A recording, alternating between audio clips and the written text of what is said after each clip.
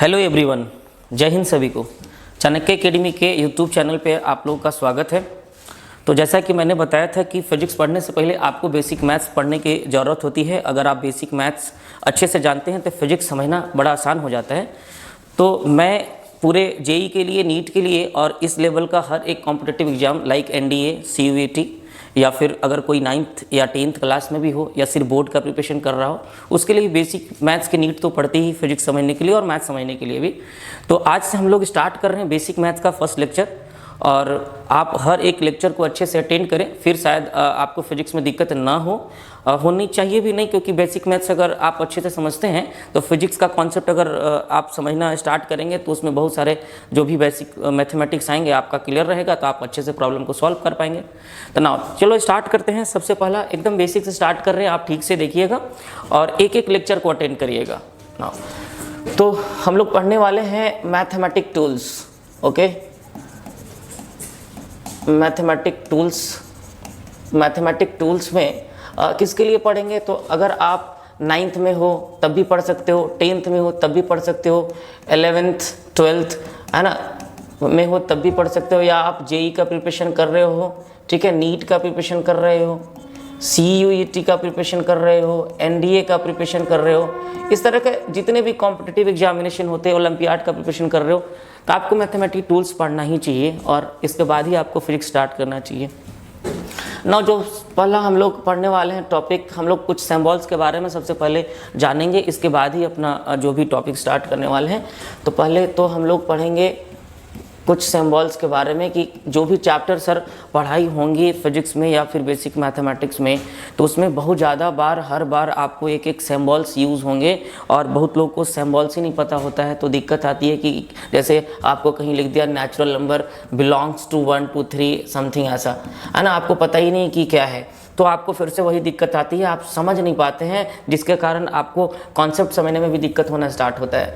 तो सिंबल में जो सबसे फर्स्ट सिंबल आप जानते ही होंगे, अगर ऐसा सिंबल दिखे तो इसको आप क्या बोलते थे, अभी भी वही बोलते हो है ना, is equal to, right. Now अगर ऐसा सिंबल आपको दिखता है तो this is not equal to, this is not equal to. देखो इसमें बहुत सारी बातें होंगी जो आप पहले से जानते भी होंगे, फिर भी आप एक बार सेशन को अटेंड करें, कुछ ऐसी चीज़ें मिलेंगी जो आपके लिए नया होगा एकदम, और आप अपने कॉन्सेप्ट को बिल्कुल क्लियर कीजिए। ओके, क्योंकि अभी जीरो से भले ही ये स्टार्ट करें, लेकिन इसको धीरे धीरे एडवांस तक ले जाएंगे, तो आपको उसके लिए हर एक सेशन को अच्छे से अटेंड करना पड़ेगा। नाउ अगर कोई सिंबल ऐसा है तो आपको पता ही है इसको क्या पढ़ते हैं। अगर कोई ऐसे लिखा हुआ है ए समथिंग इज ऐसे, तो आप क्या पढ़ेंगे, ए इज ग्रेटर देन बी, है ना, इज ग्रेटर देन बोलते हैं इसको, तो ये क्या है, greater than, this is greater than, है ना। आप इसको बिगर देन भी बोल सकते हो, कोई इशू नहीं है। अगर ऐसे रहे तो आप इसको क्या बोलेंगे, ग्रेटर देन और इक्वल टू, ग्रेटर देन और इक्वल टू, राइट। नाउ अगर यू ऐसे रहे तो इसको आप क्या बोलते हो, स्मॉलर देन या लेस देन, याद होगा, इसको आप बोलते हो स्मॉलर देन, या फिर आप इसको क्या बोलते हो, लेस देन बोलते हो, राइट। नाउ अगर यू ऐसे रहे तो इसको आप क्या बोलते हो, लेस देन और इक्वल टू बोलो, स्मॉलर देन और इक्वल टू या फिर लेस देन और इक्वल टू, एक ही बात है। तो मैं इसको बोलता हूँ लेस देन और इक्वल टू, कुछ यूँ ऐसे। अगर कुछ ऐसा हो जाए इस तरह से तो इसको अपन क्या बोलते हैं, पैरेलल बोलते हैं ना, पैरेलल। जहाँ अगर कहीं बताना है, कोई मान के चलो यू ऐसे कोई ट्रायंगल हुआ, now this is A B C, ऐसा अगर नोमेनक्लेचर करते हैं और एक लाइन ऐसे डालते हैं डी और ई, और मुझे बताना है कि ये लाइन इसके पैरेलल है, तो मैं ऐसे लिख सकता हूँ D is parallel to B C. लेकिन अगर आप सिंबल यूज़ करेंगे तो थोड़ा आपका टाइम बचेगा कि D is parallel to B C, थोड़ा स्टैंडर्ड भी है। तो अगर कुछ इस तरह से यूँ दो लाइन ऐसे दिखे वर्टिकली, तो this is parallel to, is parallel to, ठीक है, वहाँ दे रखे कौन किसके पैरेलल है। वैसे ही अगर यूँ ऐसे काट दे तो इसका क्या मतलब है, इज नॉट पैरेलल टू, है ना, is not parallel to. Okay, now अगर सिर्फ ऐसे रहे, आप जानते हो इसको क्या बोलते हैं, इज सिमिलर टू, इज है ना। ध्यान रखना यूं ऐसे नहीं है, इन्फिनिटी नहीं है ना, ये सिर्फ ऐसे ही है, इट्स सिमिलर टू, इसका मतलब होता है ऐसे है कुछ यूं थोड़ा, हाँ ध्यान, ज़्यादा टेढ़ा नहीं है, ऐसे समझ लेना, it's similar to, is similar to, okay, it's similar to. Now next,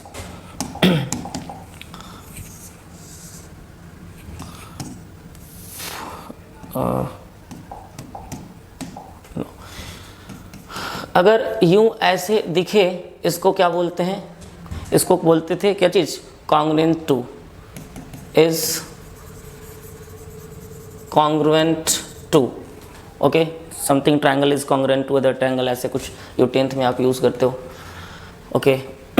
इसके बाद अगर मान लो ऐसे रहेगा तो इसका मतलब होता है is equal by definition, is equal by definition, is equal by definition, right, okay. अगर सिर्फ ऐसे रहे 3 लाइन तो इसका मतलब होता है इज आइडेंटिकल विथ, इसका मतलब है is identical with, okay. Now अगर कोई सिंबल सिर्फ ऐसे रहे तो इसका मतलब क्या है, आप पता ही है आपको, इन्फिनिटी है, ओके। इसका क्या मतलब है, ये तो आपका इन्फिनिटी है, बढ़िया, ओके। नाउ अगर कुछ यू सिंबल ऐसे दिखे, ऐसे सिर्फ बना हुआ दिखे ऐसे, तो इस सेट को रिप्रेजेंट करता है, ध्यान रखना, इस सेट को रिप्रेजेंट करता है। अब थोड़ा अब आगे जाओगे, ऐसा कुछ मान के चलो कोई नंबर लाइन पे एक नंबर है, 2 है, 3 है, 4 है, 5 है, कुछ ऐसा, तो बताओ देखो, अगर मान के चलो x का कोई आंसर आया है 2 और x का आंसर आया है सपोज 2 आया है, x इज इक्वल टू 2 आया है, x इज इक्वल टू 3 और x इज इक्वल टू 5 आया है, तो मुझे x 2 लेना है, 3 लेना है, 5 लेना है ना।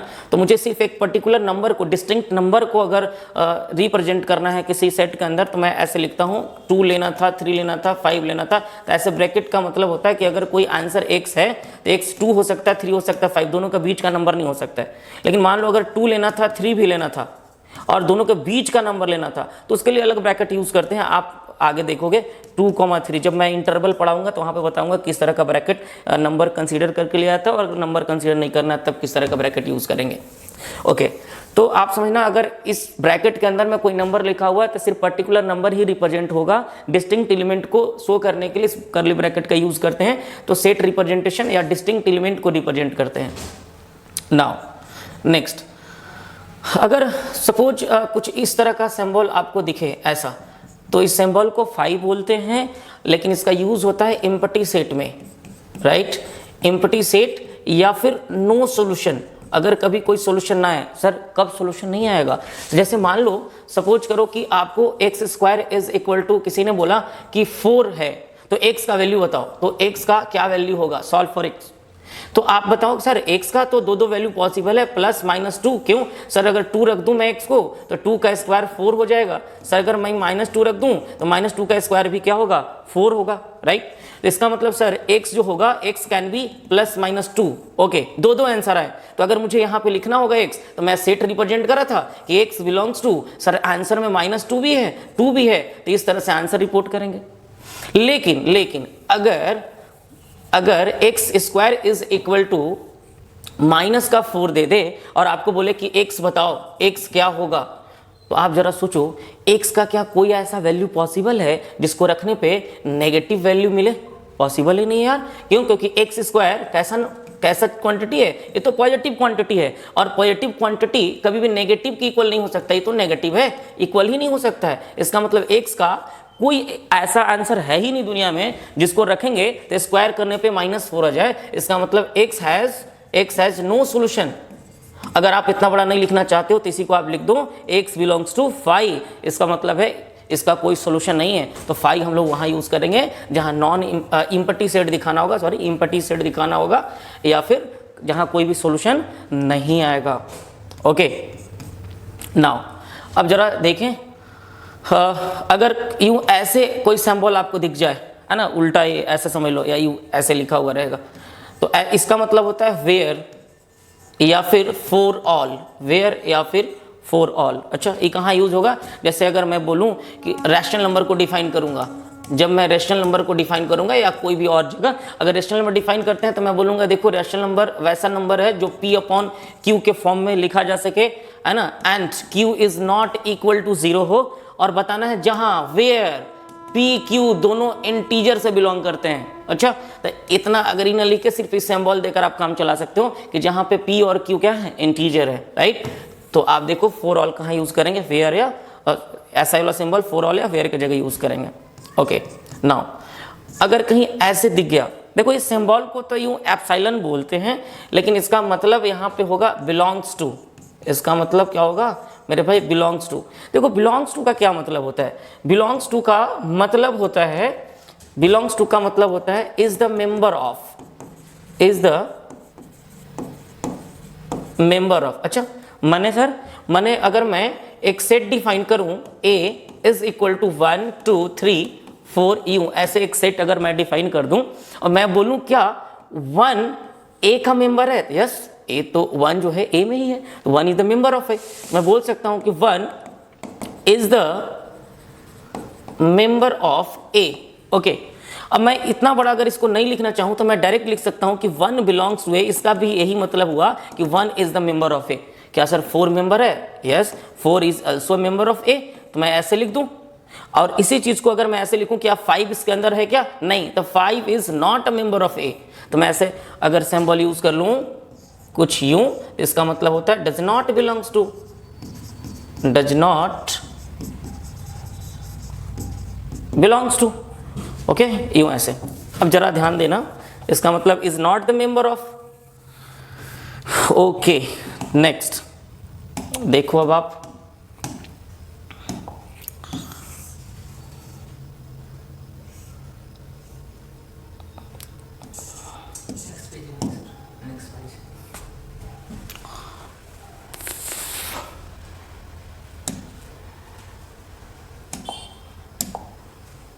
ओके नाउ आपने इतना सारा चीज़ देख ही लिया, ये जितने भी सिंबल्स या फिर ये है। अब थोड़ा सा इसमें कुछ एक्स्ट्रा सिंबल्स की भी ज़रूरत पड़ेगी, है ना, जो फिजिक्स में यूज़ होगा उसको अपन देखते हैं, ठीक है। ज़रा ध्यान से देखना, थोड़ा सा अब बेसिक से एडवांस तक हम लोग क्या करेंगे देखने वाले हैं, राइट। ओके, नाउ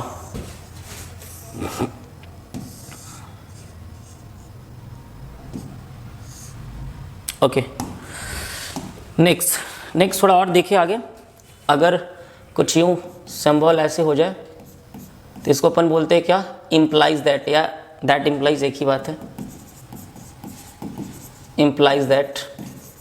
नाउ अगर ऐसे दिखे तो इसका मतलब है इक्विवेलेंट टू। ओके, आपको ये तो पता ही होगा, ऐसे एंगल को रिप्रेजेंट करते हैं, और अगर ऐसे हो गया तो ये परपेंडिकुलर हो जाएगा, इसको क्या बोलेंगे, परपेंडिकुलर। Okay, perpendicular. नाउ अगर ऐसे और एल वाई हुआ, डबल लाइन एल वाई है, तो इसको बोलते हैं सिमिलरली, सिमिलरली। ओके, अगर सिर्फ ऐसे हुआ तो इसको बोलते हैं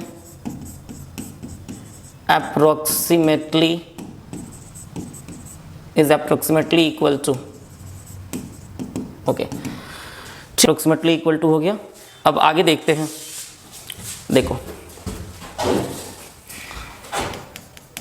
जो ये सिंबल आपको दिख रहा है यूं, इस सिंबल का नाम तो सिग्मा है, इसको सिग्मा बोलते हैं, लेकिन इसका मतलब है समेशन, इसका मतलब है समेशन। ओके, अच्छा कैसे सर, इसका यूज़ कहाँ करेंगे? तो जैसे देखो आप, इसका यूज़ अगर हम बात करें, इसका यूज़ थोड़ा ठीक से समझना। अगर मान लो कुछ यूँ ऐसे हुआ कि sir A1 plus A2 plus A3 ऐसे जोड़ रहे हैं, और मान लो A20 तक ऐड करना है, ठीक है, ऐसे A नेट निकालना था और मैं 20 तक नंबर को ऐसे ऐड करना शुरू कर रहा हूँ। तो अगर आप इतना बड़ा नहीं लिखना चाहते हो तो आप ऐसे यूज कर सकते हो A net that is equal to, देखो ए को ऐड करना था 1 से 20 तक, ओके। तो मैं क्या करूंगा कि ये जो प्लस प्लस दिख रहा है इसके जगह पे यूज होता है समेशन, राइट, समेशन। और यहाँ पे ए को ऐड करना था तो मैं ए लिख दूंगा, और आई यूज कर रहा हूँ मैं, और आई स्टार्ट हो रहा 1 से 20 तक। इसका मतलब ध्यान से देखो, इतने बड़े चीज को आप ऐसे रिप्रेजेंट कर सकते हो। माने सर ए आई कहाँ से शुरू होता है 1 से 20 तक, तो आई 1 से शुरू हो रहा है तो 1 दे दिया मैंने, 20 तक जाना है 2 दे दिया, 3 दे दिया, 4 दे दिया, ऐसे ऐसे 20 तक चला गया, ओके। और इस समेशन क्या करता है, बोलता है सबको ऐड कर दो मेरे भाई, ऐड कर दो ऐसे। तो ध्यान रखना आप इतने बड़े चीज को ऐसे भी सिम्बलाइज कर सकते हो। तो सिग्मा का यूज हम लोग एडिशन के लिए करेंगे, समेशन के लिए करेंगे, ओके। कुछ इसी तरह से एक और लेटर है और सिंबल है जिसको हम लोग बोलते तो पाई हैं, पाई बोलते हैं, लेकिन इसका यूज़ होता है प्रोडक्ट के लिए, इसका यूज़ प्रोडक्ट के लिए यूज़ होता है, ठीक है। जैसे देखो अगर आप चाहते हो ए नेट निकालना और A1 into A2 into A3 ऐसे मल्टीप्लाई कर रहे हो, मान लो 20 तक जा रहे हैं, ओके। तो अगर मैं ए नेट लिखना चाहूँ तो आप इस चीज़ को ऐसे भी लिख सकते हो, पाई ऑफ ए आई, और आई को डिफाइन कर दो 1 से कहाँ तक 20 तक। तो ऐसे आप सिंबल ये नेट कैलकुलेट करने के लिए हम लोग पाई ए आई और I is equal to 1 to 20 define करेंगे। नाउ नेक्स्ट जो आपका है यूँ ऐसे अगर रहेगा, ऐसे समझ लो कि सी लिखकर ऐसे चपटा सी कर दिया ना, सी लिखकर ऐसे, इसको बोलते हैं सबसेट, इसको बोलते हैं सबसेट ऑफ, ठीक है। सबसेट का मतलब होता है द पार्ट ऑफ, इसका मतलब है यूँ अगर मैं लिखूं तो सबसेट का मतलब होता है the part of, the part of, okay, the part of, right. इसका मतलब यूँ ऐसे है कि मान लो ए कोई ऐसे लिखा हुआ है 1 2 3 4 समथिंग यू ऐसे, तो ध्यान रखना अगर मैं इससे एक सेट निकाल कर इसी से बनाऊं कि 1 2 ऐसे करके और इसका नाम बी रख दूं, सी इज इक्वल टू रख दूं 3 4 ऐसे, तो मैं बोलूँगा क्या कि बी इसी से मिलकर बना है, इसी का पार्ट है, तो B the subset of A, B A का ही पार्ट है, तो ऐसे तो मैं इस सिंबल का यूज़ करूँगा B the subset of A यूँ। अगर बोलना होगा कि natural number is the subset of whole number, whole number से नेचुरल नंबर, फिर whole number is the subset of rational number या इंटीजर, ठीक है, is the subset of rational number, ऐसे बढ़ते चल सकते हैं। तो याद रखना कुछ अगर ऐसे रहेगा तो सबसेट ऑफ, यही अगर ऐसा सिंबल हुआ इसको काट दिए तो इसका मतलब होगा नॉट अ सबसेट ऑफ, इसका क्या मतलब हो गया नॉट क्या होगा और नॉट अ सबसेट ऑफ। एक और सिंबल देखो ऐसे अगर रहेगा तो इसका मतलब क्या होगा देयर एग्जिस्ट, और यही अगर यूं ऐसे हो गया तो इसका मतलब देयर नॉट एग्जिस्ट, ठीक है, राइट। दिख जाए ऐसे ट्रायंगल ना समझना, यहाँ कुछ ऐसे हम ब्रैकेट बना रहे हैं, इसका मतलब है कि कोई भी इसके अंदर कोई भी पैरामीटर्स होंगे, ध्यान देखिए ये ऐसा सिंबल यूज होगा, अब इसके अंदर में कोई पैरामीटर्स हो सकते हैं, कोई भी पैरामीटर्स हो सकते हैं, ठीक है, लेंथ हो सकता है, पैरामीटर्स मतलब क्या चीज़ है, जैसे लेंथ हो सकता है, ठीक है, एरिया हो सकता है, ठीक है, और भी कुछ इस तरह का पैरामीटर्स हो सकता है। तो इसका यूज़ हम लोग इसको जनरली डेल्टा के नाम से जानते हैं, हम लोग डेल्टा इसको बोल देते हैं, ठीक है। और इसका यूज़ बेसिकली हम लोग करते हैं चेंज, लार्ज चेंज के जगह पे, लार्ज चेंज के लिए हम लोग इसका यूज़ करते हैं। जैसे कहाँ यूज़ करेंगे, मान लो यूँ कि 0 यहाँ पे था और ये डिस्टेंस x1 है और डिस्टेंस x2 है, तो यहाँ से यहाँ तक x1 हो गया और यहाँ से यहाँ तक x2 हो गया। हम बीच वाला डिस्टेंस निकालने में अगर इंटरेस्टेड हैं और मैं इस डिस्टेंस को डेल्टा x बोल दूँ, डेल्टा x लेंथ है यहाँ पे या डिस्टेंस यू बोलो, तो डेल्टा चेंज के लिए आता है। तो अगर मुझे यहाँ पे डेल्टा x कैलकुलेट करना है तो यहाँ से यहाँ तक x2 है, यहाँ से यहाँ तक x1, अगर मैं टोटल में से इसको माइनस कर दूँ तो मुझे यही लेंथ मिलेगा, यानी x2 माइनस x1। तो जब कभी भी आपको चेंज निकालना हो तो आप डेल्टा का यूज़ कर सकते हैं, जनरली लार्ज चेंज के लिए यूज़ हम लोग करते हैं, ओके। नाउ कभी अगर डी लिखा मिले और यहाँ कोई भी पैरामीटर रहे, कोई भी पैरामीटर्स, ठीक है, एक्स वाई जेड कुछ भी, तो इसका यूज़ हम लोग करते हैं स्मॉल चेंज के लिए, इसका यूज़ स्मॉल चेंज के लिए करा जाता है और इसको डिफरेंशियल चेंज भी कहा जाता है, ध्यान रखिएगा, इसको डिफरेंशियल चेंज भी कहा जाता है। ओके, इसको डिफरेंशियल चेंज भी आप बोल सकते हैं, स्मॉल चेंज के लिए यूज़ करा जाता है।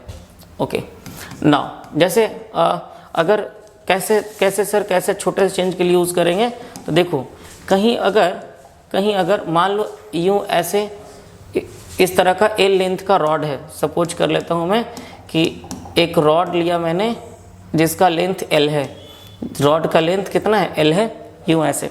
ओके, नाउ अगर एल लेंथ का रॉड है और मैं चाहता हूँ कि इसका सबसे एलिमेंट्री लेंथ को कट करूँ, और मैंने बोला कि यहाँ से यहाँ तक यूँ ऐसे इसको कट कर लिया, और ये है इसका एलिमेंट्री लेंथ, इसका एलिमेंट्री लेंथ जिससे ही मिलकर बना होगा स्मॉल लेंथ, जिससे मिलकर पूरा रॉड तैयार हुआ है, that small length is called elementary length. Okay, now तो अगर मुझे इस लेंथ को रिप्रेजेंट करना होगा ना, तो मैं क्या करूँगा, लेंथ का छोटा सा पार्ट था, एलिमेंट्री पार्ट था, एकदम स्मॉल पार्ट, तो मैं डी लगा दूंगा और उसके साथ एल लिख दूंगा। डीएल का मतलब स्मॉल लेंथ, डीएल का मतलब स्मॉल लेंथ, या यू बोले कि एलिमेंट्री लेंथ। ठीक है, ये स्मॉल लेंथ को रिप्रेजेंट करेगा, डीएल स्मॉल लेंथ को उसी तरह से अगर कहीं एरिया हुआ और डी ए लिखा हुआ है तो स्मॉल एरिया को रिप्रेजेंट करेगा, चेंज इन स्मॉल लेंथ, यही बोले कि चेंज इन स्मॉल लेंथ, एक ही बात है, स्मॉल चेंज। ओके, नाउ अगर कहीं ऐसे लिखा हुआ रहे limit del X tending to 0 और यहाँ समथिंग कोई पैरामीटर रहेगा, तो इसका वही मतलब है कि जो चेंज हो रहा है अगर स्मॉल होगा तो हम लोग इस तरह का सिंबल यूज़ करेंगे, है ना। इसका मतलब है कि